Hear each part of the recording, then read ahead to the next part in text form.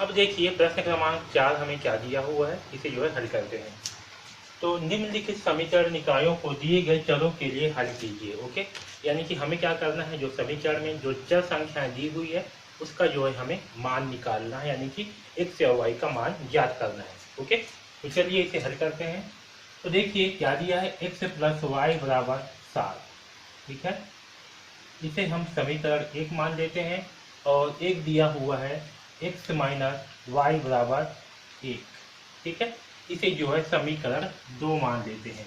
Okay, अब देखिए अगर समीकरण 2 को हम हल करते हैं तो समीकरण 2 से, अब देखिए समीकरण 1 व 2 को हम अगर आपस में जोड़ते हैं तो हमें क्या प्राप्त होगा, x + y = 7। ओके, और x - y = -1। इसे क्या करेंगे, हम आपस में जोड़ेंगे। तो चलिए जोड़ देते हैं। तो x से क्या होगा, x और x 2x और एक है +x, एक है -y, दोनों क्या हो जाएंगे, कैंसल, यानी कि हमें 0 प्राप्त होगा। बराबर 7 में से 1 घटाएंगे तो क्या प्राप्त होगा, 6। ओके, यहाँ से x बराबर क्या होगा, 6/3। ठीक है, सॉरी 6/2। 2 की तरफ पक्षांतर करेंगे तो 2 एकम 2, 2 तिया 6, यानी कि x का मान प्राप्त होगा हमें 3। ठीक है, अब इस x के मान को समीकरण 1 में रख देते हैं। अब जो है x का मान समीकरण 1 में रखते हैं तो समीकरण 1 क्या है, x + y = 7। ओके, x का मान कितना है, 3 है, तो रख देते हैं 3 + y = 7। x के स्थान पे क्या के 3 रख दिए। अब यहाँ से y का मान निकाल लेंगे तो 3 की तरफ पक्षांतर करेंगे तो क्या होगा, 7 - 3, यानी कि y का मान आएगा 4। ओके, तो इस समीकरण में x बराबर क्या होगा, 3, और y बराबर जो है हमें 4 प्राप्त होगा। ठीक है, तो इस प्रकार से हम चौथा प्रश्न को हल करेंगे। ओके, चलिए अब जो है इस दूसरा प्रश्न को हल करते हैं। देखिए क्या दिया है, 2x + y = 8, x - 2y = -1। ठीक है, तो देखिए इसे हल करते हैं। समीकरण 1 क्या दिया है, 2x + y = 8। ओके, और समीकरण 2 क्या दिया है, x - 2y = -1। ओके, तो चलिए समीकरण 2 को हम, तो समीकरण 2 को जो है आगे हल करते हैं। तो समीकरण 2 से तो क्या है, x - 2y = -1 है ना। यहाँ से क्या करते हैं, हम x का मान निकाल लेते हैं। तो 2y की तरफ पक्षांतर कर देंगे तो क्या प्राप्त होगा, क्योंकि 2y क्या है, माइनस में है, तो यहाँ पास होगा 2y - 1। ठीक है, यहाँ पास क्या है, 2y जो है x के साथ में माइनस में है, तो पक्षांतर के बाद क्या हो जाएगा, प्लस हो जाएगा, तो 2y - 1 हमें प्राप्त होगा। ठीक, तो यहाँ से जो है हमें x का मान प्राप्त हुआ। अब इस x के मान को समीकरण 1 में रख देते हैं। ओके, तो x का मान को क्या करेंगे, समीकरण 1 में रख देंगे। समीकरण 1 क्या है, 2x + y = 8। ओके, यहाँ पास जो है x का मान को रख देंगे। तो 2x का मान क्या है, 2y - 1 + y = 8। ओके, इसे जो है गुणा करते हैं। 2 × 2 का मान क्या होगा, 4y - 2 एकम 2। Okay, plus y = 8। ओके, अब देखिए 4y है, यहाँ 1y, दोनों मिल करके क्या हो जाएंगे, 5y। तो 4 और 1 5y = 8।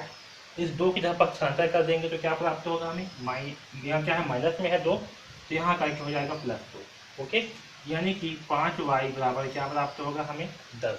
ठीक है, अब यहाँ से जो है हम y का मान निकालेंगे तो y बराबर होगा 10/5, यानी कि 5 दूनी 10। ठीक है, तो यहाँ से हमें y = 2 प्राप्त होगा। ठीक है, y का मान हमें क्या प्राप्त होगा, y = 2। ओके, अब इस y के मान को जो है समीकरण 1 में रख देते हैं। तो चलिए रखते हैं। समीकरण 1 क्या है, समीकरण 1 में y का मान रखने पर, ओके, समीकरण 1 क्या है, 2x + y = 8। ओके, और y का मान कितना है, y का मान है 2, तो यहाँ रख देते हैं 2x + 2 = 8। ओके, 2 की तरफ पक्षांतर करेंगे तो हमें क्या प्राप्त होगा, 2x = 8 - 2, क्योंकि 2 प्लस में है तो पक्षांतर के बाद हो जाएगा माइनस में, यानी कि 2x बराबर हमें प्राप्त होगा 6। और यहाँ से x का मान निकालेंगे, 2 की तरफ पक्षांतर करेंगे तो 2 जो है बटे में आ जाएगा, और 2 एकम 2, 2 तिया 6, x का मान प्राप्त होगा 3। ओके, तो हमें क्या हुआ, x का मान जो है 3 प्राप्त हुआ और y का मान जो है 2, तो x का मान होगा 3 और y का मान होगा 2। ठीक है, तो ये जो है हमारा आंसर। ठीक, तो इस प्रकार से जो है हम इस प्रश्न क्रमांक 2 को हल करेंगे। ओके, चलिए अब इस तीसरा प्रश्न को जो है हल करते हैं। 4x प्लस 3y बराबर 5, 2x माइनस वाई बराबर 2। ओके, तो देखिए हमें क्या दिया हुआ है, 4x प्लस 3y बराबर 5, इसे जो है समीकरण 1 मान लेते हैं, और समीकरण 2 क्या दिया हुआ है, 2x माइनस वाई बराबर 2, इसे जो है समीकरण 2 मान लेते हैं। ओके, अब देखिए समीकरण 2 को अगर हम आगे हल करते हैं तो समीकरण 2 से हमें क्या प्राप्त होगा, यहाँ से हम जो है x से कमान निकाल लेते हैं। तो देखिए 2x माइनस वाई बराबर क्या है, 2 है।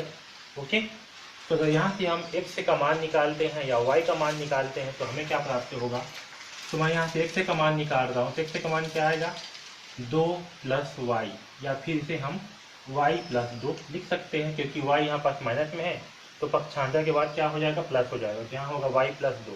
ओके, और यहाँ से x से का मान आएगा y प्लस 2 बटे 2। ठीक है, अगर इसे हम और सिंप्लीफाई करें तो हमें क्या प्राप्त होगा, y बटे 2 प्लस 2 बटे 2, तो 2 से 2 हो गया कैंसल, यानी कि हमें जो है y बटे 2 प्लस 1 जो है प्राप्त होगा। ओके, तो x बराबर क्या प्राप्त हुआ हमें, x बराबर जो है हमें y बटे 2 प्लस 1 प्राप्त होगा। ठीक है, इस मान को समीकरण 1 में हम रख देते हैं, तो समीकरण 1 में x का मान रखने पर,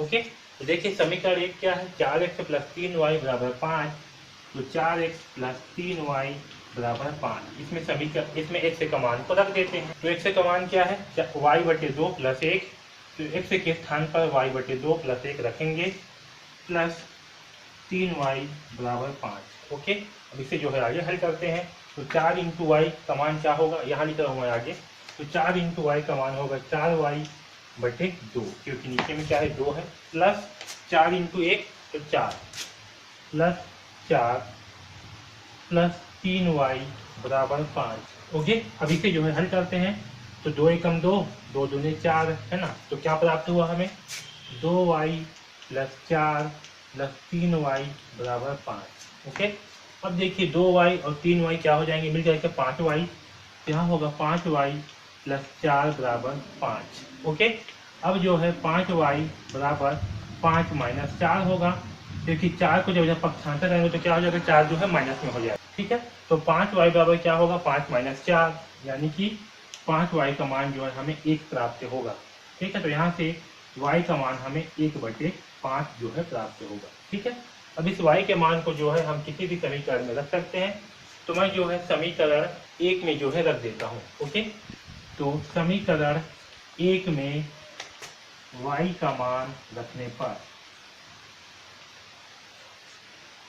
ठीक है, तो चलिए समीकरण 1 में रखते हैं। समीकरण 1 क्या है, 4x प्लस 3y बराबर 5। ओके, y का मान कितना है, 1 बटे 5, तो चलिए रख देते हैं 4x प्लस 3 इंटू 1 बटे 5 बराबर 5, है ना, तो यहाँ होगा 4x प्लस 3 एकम 3, 3 बटे 5 बराबर 5। इस 3 बटे 5 इधर पक्षांतर कर देंगे, तो हमें क्या प्राप्त होगा, 4x बराबर 5 माइनस 3 बटे 5, है ना।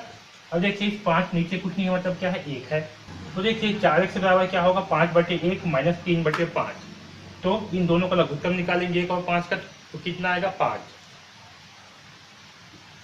ओके, लघुत्तम आएगा 5, 1 से 5 को भाग करने पर हमें 5 प्राप्त होगा, तो इस 5 के साथ में 5 का गुणा होगा, तो यहाँ होगा 5 पंचे 25, तो यहाँ हो जाएगा आपका 25। ओके, बीच में है माइनस, 5 से 5 को भाग करने पर 1 प्राप्त होगा, तो 3 के साथ में 1 का गुणा होगा, तो 3। ओके, 25 में से घटाएंगे 3, तो हमें क्या प्राप्त होगा, 22, तो यहाँ आएगा, अब इसे मैं इस साइड लिख रहा हूँ, इसे मिटा दे रहा हूँ, तो 25 में से 3 घटाएंगे तो प्राप्त होगा हमें 22 बटे 5। ओके, और यहाँ पे जो है x का मान निकालेंगे, तो 22 बटे 4 की जहाँ पक्षांतर करेंगे तो क्या होगा, 4 का जो है नीचे में गुणा हो जाएगा। ओके, तो यहाँ हमें x का मान प्राप्त होगा 22 बटे 5 चौक 20, और इसे सिंप्लीफाई करेंगे, इस अंश और हर को 2 से भाग करेंगे तो क्या होगा, 2 11 22 और 2 दहम 20। ओके, यानी कि x का मान जो है 11 बटे 10 प्राप्त होगा। ओके, आया समझ में? तो x का मान कितना है? x का मान है 11/10 और y का मान कितना है? तो y का मान है 1/5। ठीक है, तो इस प्रकार से जो है हम इस प्रश्न क्रमांक चौथा का, चलिए अब जो है इस चौथा प्रश्न को हल करते हैं। देखिए चौथा प्रश्न क्या दिया हुआ है? वर्गमूल 7x प्लस वर्गमूल 11y बराबर 0, वर्गमूल 3x माइनस वर्गमूल 5y बराबर 0। ओके, देखिए वर्गमूल 7x प्लस वर्गमूल 11y बराबर 0 दिया हुआ है। ओके, इसे समीकरण 1 मानते हैं और वर्गमूल 3x माइनस वर्गमूल 5y बराबर 0 इसे जो है समीकरण 2 मानते हैं। ओके, यहाँ तक सबको समझ में आया अच्छे से? अब देखिए इसे जो है हम वज्र गुणन विधि की सहायता से हल करेंगे। किसकी सहायता से? वज्र गुणन विधि। तो अगर आपको नहीं आता तो इसे ध्यानपूर्वक देखिए, समझ में आ जाएगा, है ना। इसे हम वज्र गुणन विधि की सहायता से हल करेंगे। विधि पे हल करने पर तो देखिए वज्र गुणन विधि में क्या होगा? x का बटे, ठीक है, और y का बटे और एक होता है 1 का बटे। ओके, क्या क्या होता है? x का बटे, y का बटे और 1 का बटे। ये कैसे होगा इसे देखिए यहाँ पर। तो जो x का बटे है इसके नीचे में क्या होगा? x वाले पार्ट को छोड़ करके ये जो वर्गमूल 11y है और 0, वर्गमूल 5y और 0, इसका जो है आपस में गुणा करके घटाएंगे। कैसे? देखिए यहाँ होगा वर्गमूल 11 का गुणा जो है इस 0 के साथ में होगा इंटू 0, फिर माइनस करके वर्गमूल 5 का गुणा इस 0 के साथ में होगा। आया समझ में? ठीक, तो देखिए कैसे होगा? ये बराबर होता है y के। y का हमें जब करेंगे तो y वाले पार्ट को छोड़ देंगे, यानी कि इस बीच वाले पार्ट को इसको छोड़ देंगे। इसका माइनस वर्गमूल 7 का गुणा 0 से होगा, वर्गमूल 7 का गुणा 0 से होगा, फिर माइनस करेंगे वर्गमूल 3 का गुणा 0 से होगा, वर्गमूल 3 का गुणा 0 से होगा। ठीक है, ये बराबर होगा 1 का, इसके 1, और जो 1 है 1 का बटा, यानी कि आपका ये आखिरी वाला पार्ट, ये 0 वाला पार्ट। ठीक है, तो जब 0 वाले पार्ट को छोड़ेंगे तो क्या होगा? वर्गमूल 7 का गुणा वर्गमूल -5 से होगा। यहाँ पास -5 है ना, ये आपका यहाँ मिस्टेक किया हूँ, यहाँ -5 होगा क्योंकि यहाँ पास क्या है आपका वर्गमूल -5 है, इससे -5 से गुणा 0 से होगा। ठीक है, तो देखिए जब 1 का गुणा करेंगे तो क्या होगा? वर्गमूल 7 का गुणा वर्गमूल -5 से होगा। तो यहाँ होगा वर्गमूल 7 इंटू माइनस वर्गमूल 5, यहाँ बीच में लगेगा माइनस का चिन्ह, और फिर वर्गमूल 3 का गुणा वर्गमूल 11 से होगा। ठीक है, माइनस वर्गमूल 3 का गुणा वर्गमूल 11 से होगा। ठीक है, अब चलिए इसे हल करते हैं। तो x से बटे होगा वर्गमूल 11 इंटू 0 करने पर क्या प्राप्त होगा? हमें 0, माइनस वर्गमूल 5 इंटू 0 करने पर हमें 0 प्राप्त होगा, यानी कि हमें जो है 0 प्राप्त होगा। ठीक है, बराबर वैसे ही यहाँ पास y बटे वर्गमूल 7 इंटू 0 का मान क्या होगा? 0, वर्गमूल 3 इंटू 0 का मान क्या होगा? 0, तो हमें नीचे में 0 प्राप्त होगा। ओके, बराबर 1 बटे, यहाँ देखिए 7 इंटू -5, तो 7 पंचे 35, यानी कि वर्गमूल माइनस में होगा, ये 35 प्राप्त होगा, माइनस 11 तिया 33, यहाँ वर्गमूल 35 प्राप्त होगा, इस प्रकार से। ठीक है, इतना समझ में आया? अब देखिए x बराबर 0 बराबर y बटे 0 बराबर 1 बटे माइनस वर्गमूल 35 माइनस वर्गमूल 33 है। ठीक है, अब देखिए इसे हल करते हैं। तो पहले जो है x बटे 0 बराबर क्या करेंगे? 1 बटे यहाँ माइनस वर्गमूल 35 माइनस वर्गमूल 33, इन दोनों का हम तुलना करेंगे। तो यहाँ से 0 को जब पक्षांतर करेंगे तो क्या होगा? x बराबर 0 कहाँ जाएगा? ऊपर में जाएगा। तो 1 इंटू 0 होगा तो क्या आएगा? 0 बटे माइनस वर्गमूल 35 माइनस वर्गमूल 33। ओके, तो 0 के बटे में कुछ भी हो हमें क्या प्राप्त होगा? हमेशा 0 प्राप्त होगा, यानी कि x का मान जो है हमें 0 प्राप्त होगा। ठीक है, क्योंकि x बराबर क्या है? 0 बटे वर्गमूल -35 माइनस वर्गमूल 33, तो 0 के बटे में कुछ भी हो तो हमें मान क्या प्राप्त होता है? 0, इसलिए x का मान होगा 0। ठीक है, इसी प्रकार से यहाँ से y का मान निकालते हैं। तो y बटे 0 बराबर क्या होगा, 1 बटे माइनस वर्गमूल 35 माइनस वर्गमूल 33, है ना। तो 0 को जब पक्षांतर करेंगे तो यहाँ भी क्या होगा, y बराबर 0 बटे माइनस वर्गमूल 35 और माइनस वर्गमूल 33 होगा।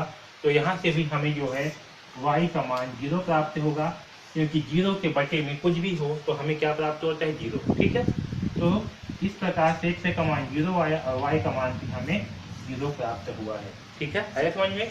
तो इस प्रकार से जो है प्रश्न क्रमांक 4 को हम हल करेंगे, क्योंकि इसमें जो है हमें चरों का मान निकालना था, इससे हमने क्या किया, वज्र गुणन विधि का उपयोग किया। ठीक है, वज्र गुणन विधि में इस प्रकार से जो है हम हल करते हैं। ठीक है, आया समझ में। जब x वाला पार्ट लेंगे तो x को छोड़ देंगे और ये जो पार्ट बच गया इसका हम आपस में तिर्यक गुणा करते हैं।